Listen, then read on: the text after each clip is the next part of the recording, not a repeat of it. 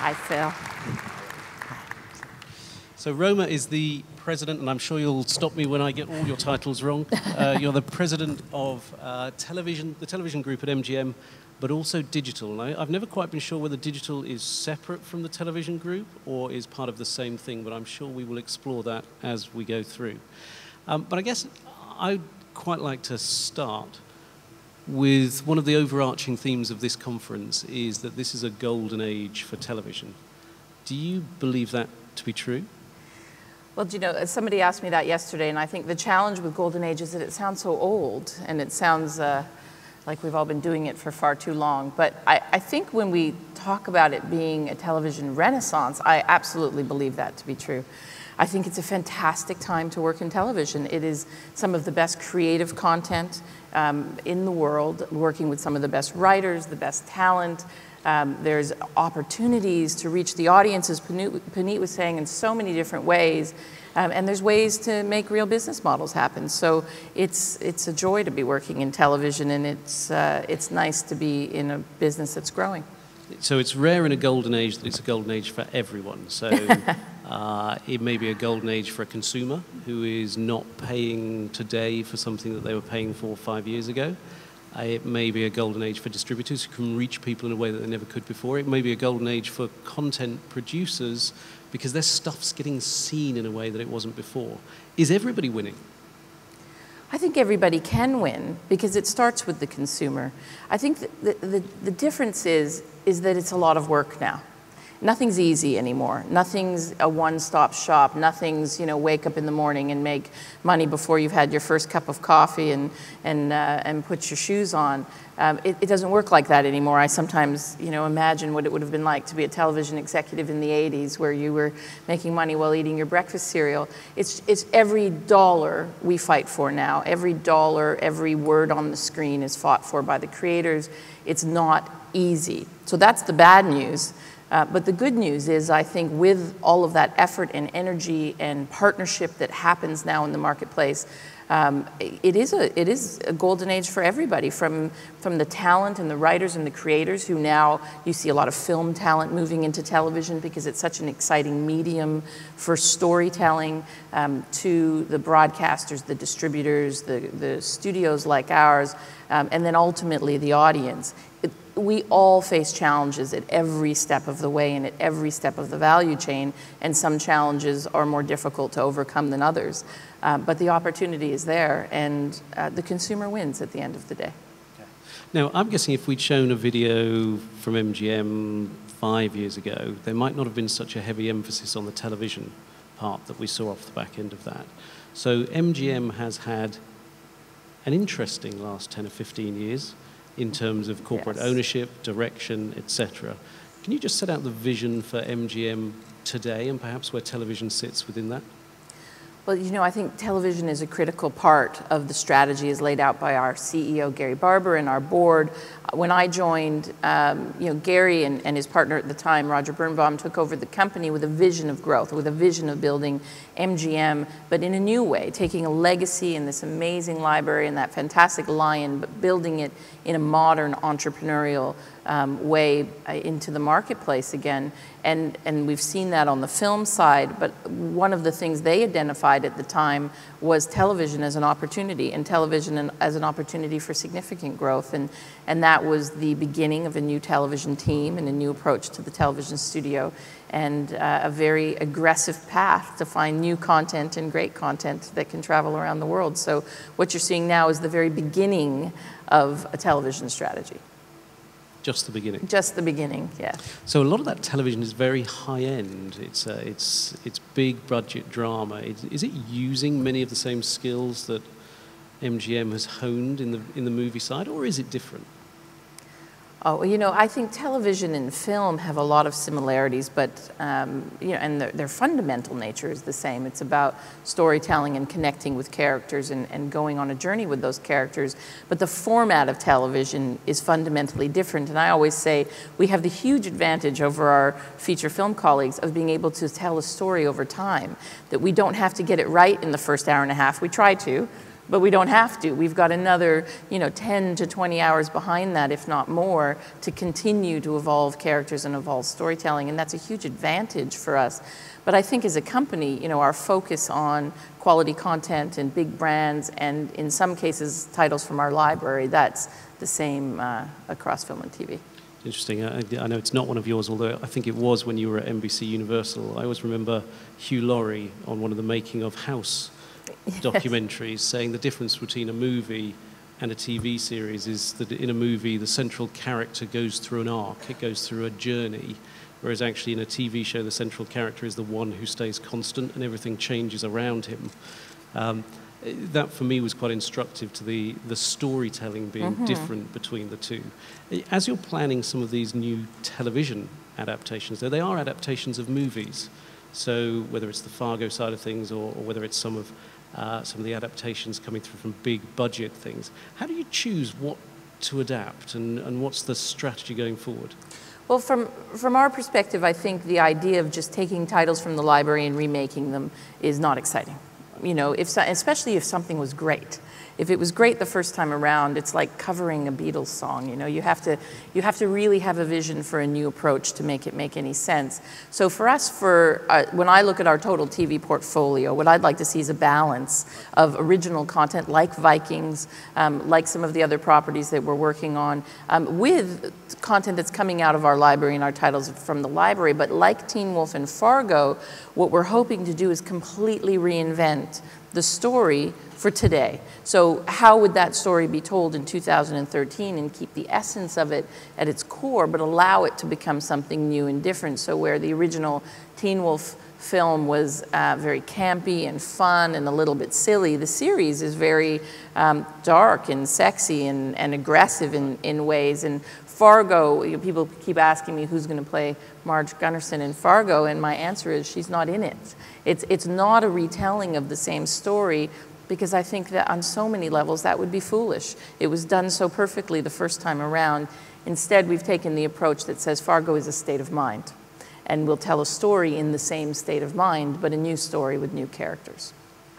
Okay, so help me with the title, the President of Television and the President of Digital, or are television and digital intertwined in some way? Well, I think that digital is such a funny word that we've been throwing around for more than 10 years, like it has some great meaning separate and apart from our core business. And really, it's just an evolution of our core business. And I think that titles are often signals for the outside world of who to call when they want to figure out how to get something done at a place like MGM. So the idea of digital is that I oversee both the television studio, which is the creation and production and development of new television properties, but also the distribution arm, both domestically in the US and internationally around the world, the distribution of not only television, but our film library and our film properties for television platforms, not for theatrical release. And in that includes all of the digital platforms that exist now and will exist in the future that are licensing content from us. So from Netflix to LoveFilm Amazon to Apple iTunes, whatever it might be, that falls under the same umbrella. So from my perspective, it's just a part and parcel of a modern television studio. Because television, and I'm struck by the opening words when Roma won the, and I'm going to get this right as well, the MIPCOM Future Media Architect. You were the inaugural recipient of MIPCOM's award about media future architects. Your opening line actually went back to the definition of television, didn't it? Yes, it did. Good memory. Or the internet, one of the two. Yes. Yeah, you can never tell these days. But in terms of your belief that television actually means something different to the physical medium in which it's delivered? Well, I think the physical media are irrelevant. It's about the experience. It's about the storytelling. It's about connecting with a story over time. So I think as we talk about television today, what we actually tend to be talking about, and this will evolve as well, is the format and the length of time the story takes to unfold. When we think about feature film, we think about one immersive story that could be anywhere from an hour and a half to 3.5 hours. It depends on what film you're watching. And television, you're talking about, what used to be 13 or 22 episodes and is now often 8 or 10 episodes, but a longer stretch of time, somewhere from 44 minutes to an hour worth of programming for each of those episodes. But it's about the experience and about the storytelling. And from our perspective, and from my perspective, whether or not you watch that on your phone or on a tablet device or on an actual television or sitting in your office while you're doing 14 other things, that's all a part of the same experience and almost irrelevant to us as a creator and distributor of content where and how you're connecting with it. That's not about the content. That's really about utility for the audience. That's really about the experience the audience is looking for in a moment to say, how do I want to consume this content? And if I'm sitting on a subway platform, then my tablet or my phone is probably my only option, unless I could get everyone on the platform to agree to watch the same thing, then maybe you could find something bigger. But when you're at home and you have a fantastic 40-inch plasma or LED screen or OLED screen, then you want to have that experience. The idea is it's about the utility for the audience wherever they are, however they want to consume it in that moment. We want to reach out to them and be there for them. Yeah, but that does involve testing, so or changing or breaking the rules of what might have gone before. So I was interested on the video. It says on television Vikings, and yet if I was in the German market, actually I'd be saying on OTT Vikings, wouldn't I? Because you've changed the windowing. So should we talk a little bit about windowing and what windowing can do and actually what windowing might need to be challenged about?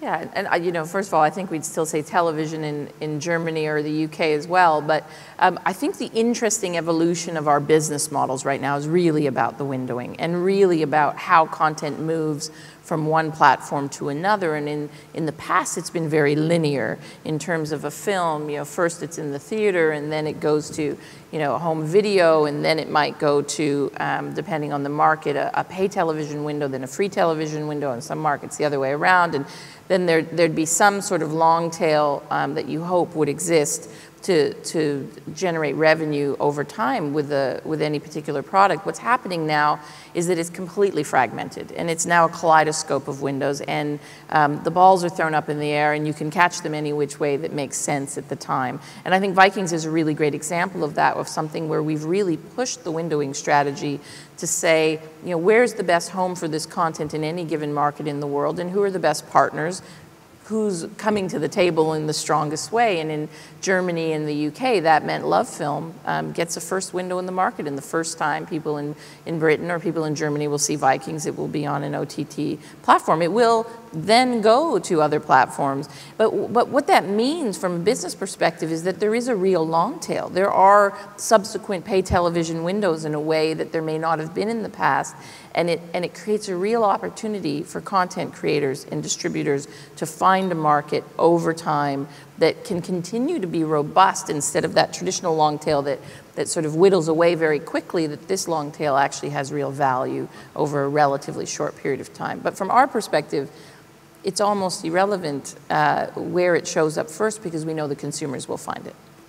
So knowing the consumers is the challenge ultimately here. So when you say, I think the best place to reach a consumer in the UK or Germany for Vikings is Love Film, that means not all overseas markets are the same. So that involves a huge degree of research and investment into new markets as you enter them. So we've just heard Punit talking about Z's overseas strategy.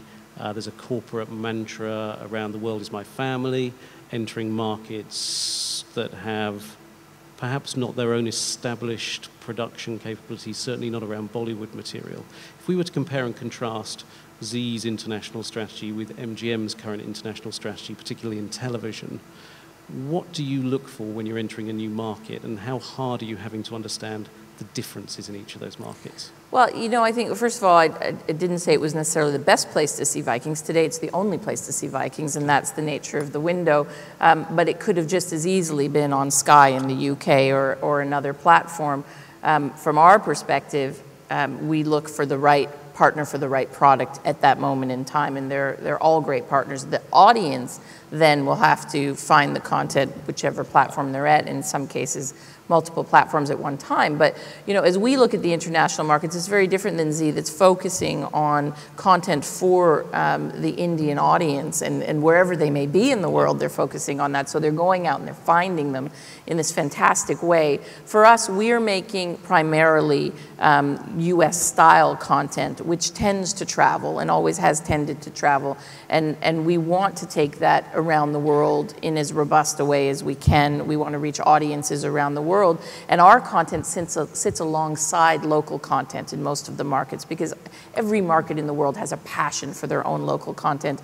And we come in as one of the studios from Hollywood and fill that in with essentially foreign content. It's important for us to know, you work with partners locally. We don't distribute directly to the consumer. We work through consumer businesses, be that an on-demand platform or a pay television platform or a free television platform.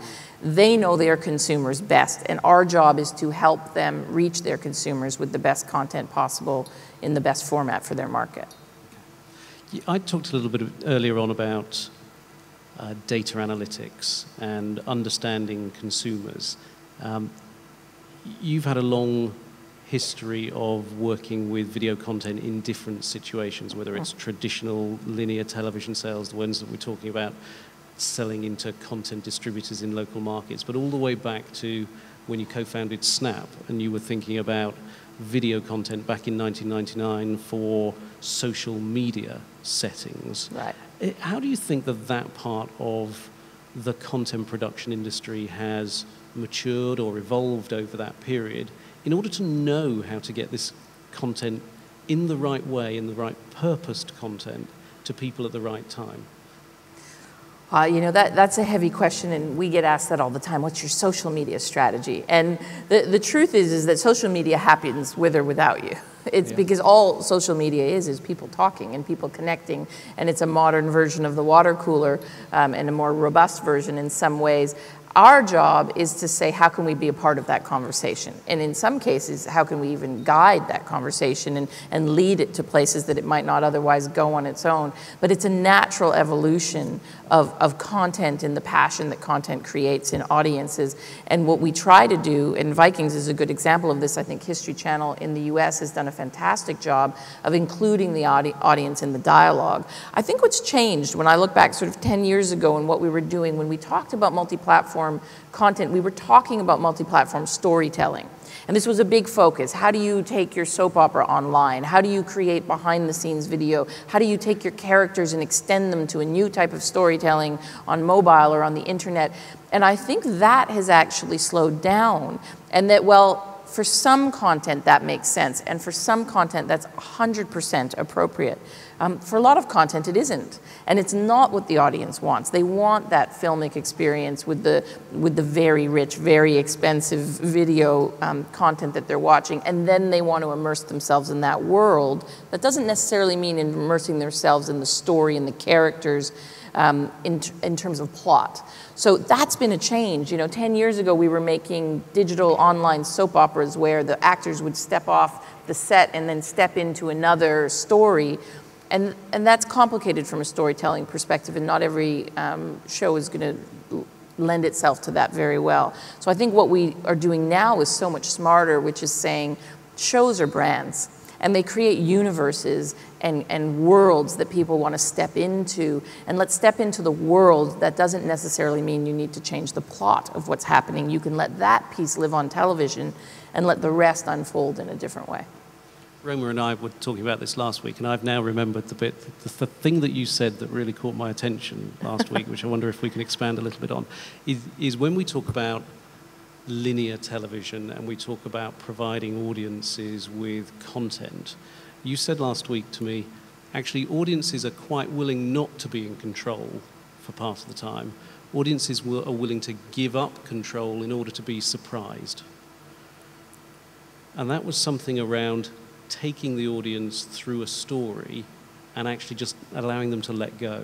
I think that applies to storytelling and to technology and to delivery of storytelling. And I don't think it's a new thought. It's this idea of lean forward or lean back experiences that there are you know, I hear a lot of people talk about the changing nature of content, how it's all going to get short form. And I think, well, no, it's not all going to get short form. There's going to be a lot of short form content out there. There already is. But what happens is that the universe gets more rich and more complex with different types of storytelling. And user-generated content hasn't and will not, I believe, ever replace professionally produced content. It's a different experience. I love watching cats play piano. I think that's fantastic. And kids recreating Star Wars and whatever you know thing might be happening, or interesting storytelling coming from new voices on the internet. That is a very different experience than Michael Hirst, one of the greatest historical fictional writers of our time, writing 10 hours of Viking and surprising us. And the things he will do will surprise us. Or, you know, if you're a Game of Thrones fan, and I hope I'm not blowing it for anyone, the end of season 1, you know, with Sean Bean's character, I wouldn't have written that. And that's why I jumped out of my chair when, you've all seen it, right? Come on. When he gets his head cut off, and you're just like, what? I can't, what? They just killed him. How did they kill him? We want to be surprised. That's the joy of storytelling, is that people take us to places we don't take ourselves. And that's what great writers do. That's what great creators do. So the idea that everything will be driven by the audience is ridiculous. I think the audience wants to be taken on a journey and wants to be surprised some of the time. And some of the time they want to be in the driver's seat and they want to be in control. But I certainly know that for myself, at the end of a long week, when I see a film or I see a show, I do lean back and get the popcorn or the wine or whatever it might be and say, okay, Michael Hirst, entertain me. Right. And we'll see if you can do a good job of that or not. So far I've agreed with pretty much everything Roma's said, but you're not going to find me agreeing with you on finding cats playing piano as a diverting experience. I want to talk about entrepreneurship, though. So MGM has been noted as a more entrepreneurial place to be in recent years. What does that mean for an organization, and how do you drive that into the day-to-day activities? Well, you know, that really comes from the top, and our CEO, Gary Barber, and our board is, I think the idea is when a company has gone through so many ups and downs, as MGM has in its history, and then come out of it and really said, you know, we want to build this. And Gary and the board bringing in a team that was very growth-focused and very entrepreneurially focused in that growth. People like me who have built businesses and really have only done that, have never really managed businesses once they're built. The idea is to bring all of the legacy, the history, and the strength of the MGM brand and the MGM library, but take it forward in a way that is fresh and new and not weighed down by its own history and its own way of doing things. And something you'll never hear from me or from Gary Barber or from John Glickman, who runs film, or Chris Ottinger, who runs distribution, or anyone on the team, you will never hear that's not how MGM does it. Because how we did it in the past clearly didn't work in the past. So now we're open to new ideas. Okay. Within those new ideas, collaborations with other people. We heard about some collaborations with actually fierce competitors in India, collaborations with people outside traditional media. You're in an OTT joint venture, for example. How do you decide who to partner with, and how do you bring that entrepreneurship from inside MGM into the other collaborations and the other partnerships that you're dealing with? Well, you know, I think this is what we were talking about before, is that business is so complex. It's really difficult to go it alone. And it's really difficult to get from conception to consumer because it's not a straight line anymore. And there's different expertise along the way, and each expertise requires a different investment into that expertise.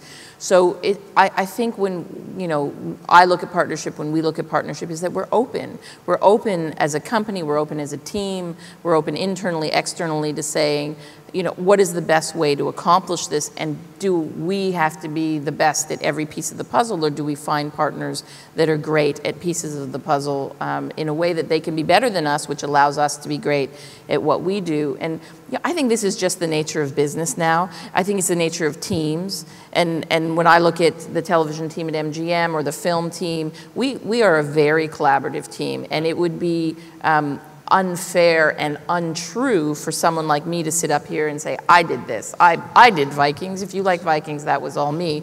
It wasn't me. It was a series of executive producers and writers and people internally and a sales team that takes it out around the world, coming up with new and innovative windows for partners so it works for them. Everything is collaboration now. Everything is team-based, and I think that applies to how we look at our businesses. So when we look at selling content, which is a very straightforward thing to do, it seems, it's really about looking at the evolution of the business and saying, how can we as a company and a content creator help our partners reach their audience, but at the same time protect our ability to monetize the kaleidoscope of rights that are out there. And it's a balance that requires constant reinvention. And that's what collaboration is about, I think. So you're clearly enthused by everything that you're talking about here. What's the fundamental thing that brings you to work every morning? What is it that motivates Roma? Oh, I love building things. I love building businesses, and I love television. And it doesn't matter to me if I'm watching that on my phone or a tablet. I watch a lot on my tablet now as I travel. I much prefer to watch it on a big screen, and I'm looking forward to the OLED screens getting reasonable and as big as possible for my living room. I love content. I love that experience, and it all comes down to that, the joy of watching something and connecting with it and forgetting about the fact that you're working. I think we're all blessed to be working in this industry with this type of product. So same question I finished for Punit with, if I could grant you one wish to make you more successful or to fulfill your role within MGM, what could I give you? I think like Punit, it's going to be the same. He asked for more hours to work. I asked for more hours to sleep. I think if I could sleep a couple more hours a day, I'm quite sure I could get a lot more done on every front, personally and professionally. Perfect. So. Thank you, Roma. Thank you, Phil. Thank you, Roma. Thank you. So I think what we've heard through the course of those two interviews is that there's a very vibrant television market out there. There's huge opportunity both for collaboration inside organizations and externally. And that this is a market which is going to continue to innovate. It's why I love working in the industry. It's clearly why you love working in the industry. Thank you very much for your attention today, and no doubt we will see you around. Thank you.